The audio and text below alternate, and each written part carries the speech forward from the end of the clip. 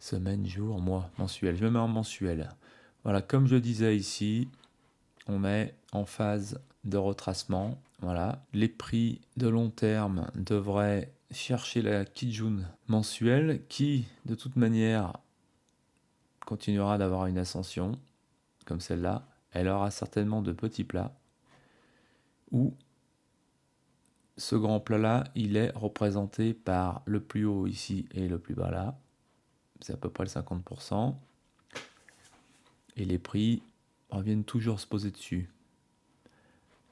Alors en retracement, ils peuvent très bien ne pas toucher et repartir plus loin. Donc on risque d'avoir encore 1 ou 2 mois, voire 3 mois en correction pour que ça reparte à la hausse. Maintenant, quand je me mets en hebdo, voilà, quand je me mets en hebdo, on a eu une cassure des droites. Kijun Weekly, Tenkan Kijun. On n'a pas eu de test. Peut-être en daily. On verra ça. En tout cas, ça continue de tomber. Donc le nuage fera peut-être office de frein à voir. Moi, je pense que oui, de toute manière, puisque c'est comme ça que le prix oscille. Est-ce que on va repartir à la hausse à partir d'ici ou on va attendre d'atteindre la Kijun? Faut voir, faut attendre. Pour l'instant, on est en correction, en daily. Alors, en daily, à l'intérieur, hein, de toute façon, ça gigote dans tous les sens. On a eu cassure test de la Kijun Day. Ouais, ça se voit pas trop. On continue de baisser. On est passé sous la Tenkan, on va venir tester. On peut continuer de descendre et chercher.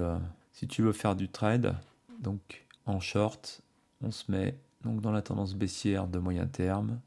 Voilà, ça donnera quelque chose comme ça. On a un ratio de 1,80. On peut. Ouais, 1,80, 5. Ou alors, si tu veux miser plus loin, faire comme ça fait 4. Après, dès que les prix atteignent cette zone-là, tu peux très bien abaisser ton stop loss en dessous. Enfin, au niveau de l'ouverture ou en dessous.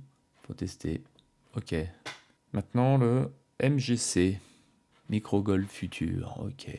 Alors, on se met en mensuel. On est bullish. Faut acheter les mecs. Acheter de l'or. Allez. Donc là, tu vois, il n'y a même pas d'alerte, il n'y a rien. La Tenkan, elle est dessous. Ça grimpe, ça grimpe, ça grimpe. Un truc de malade. Hop. Donc là, en semaine, pareil. On est jamais passé en dessous de la Kijun pendant... Depuis... donc là, on était flat à partir d'ici. Ouais, à partir de décembre, depuis le début de l'année 2024. Ça monte. Donc là, on a un petit double top ici. On va attendre que les prix rejoignent la Tenkan avant de pouvoir reprendre, avant de pouvoir racheter le mieux. Ou alors chercher ce plus bas. Voyons voir si je me mets là. Plus bas de la semaine. Donc, on vient chercher ce plus bas. On déclenche. Alors, longue, position longue. Voilà. On le met au niveau de la Kijun qui va monter encore un peu, on va dire par ici. Voilà.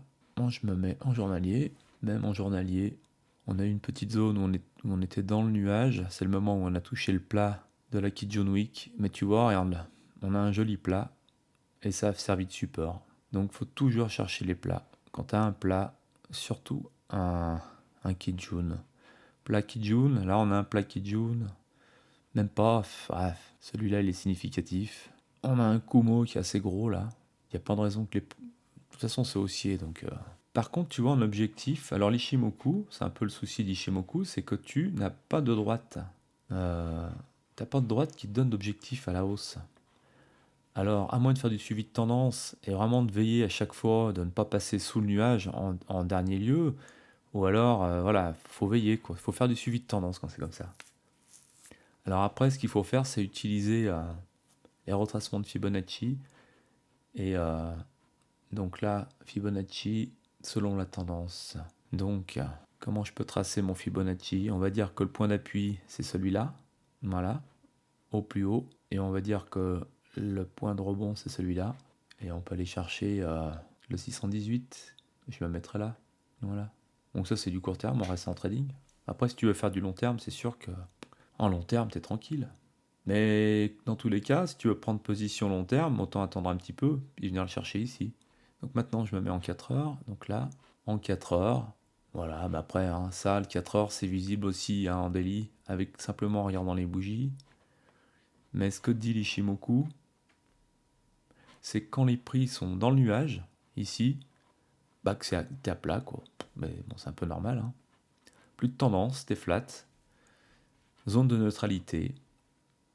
Et en général, c'est ce qu'ils disent, hein, faut pas trop quand tu es à l'intérieur du nuage, hein, donc c'est plutôt quelque chose qui concerne un daily. Si par exemple les prix sont ici, en daily, eh bien, les vrais Ishimoku, ils disent faut pas trader à l'intérieur du nuage.